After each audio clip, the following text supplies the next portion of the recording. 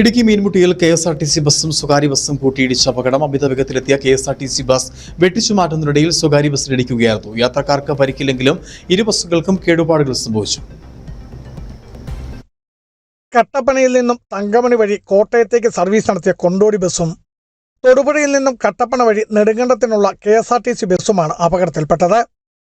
ഇന്ന് വൈകിട്ട് 3:45 കൂടി പൈനാവിനും കുളമാവിനും ഇടയിൽ മീൻമുട്ടിക്ക് സമീപമാണ് അപകടമുണ്ടായത്. കെ.എസ്.ആർ.ടി.സി ബസിന്റെ അമിത വേഗതയാണ് അപകടങ്ങൾക്ക് കാരണമെന്ന് ദൃക്സാക്ഷികൾ പറയുന്നു. നിയന്ത്രണം നഷ്ടപ്പെട്ടെത്തിയ കെ.എസ്.ആർ.ടി.സി ബസ്സിൽ നിന്ന് രക്ഷപ്പെടാൻ ശ്രമിക്കുന്നതിനിടയിൽ അഗാധമായ കൊക്കയിൽ പതിക്കാതെ തലനാരിഴയ്ക്കാണ് സ്വകാര്യ ബസ് രക്ഷപ്പെട്ടത്.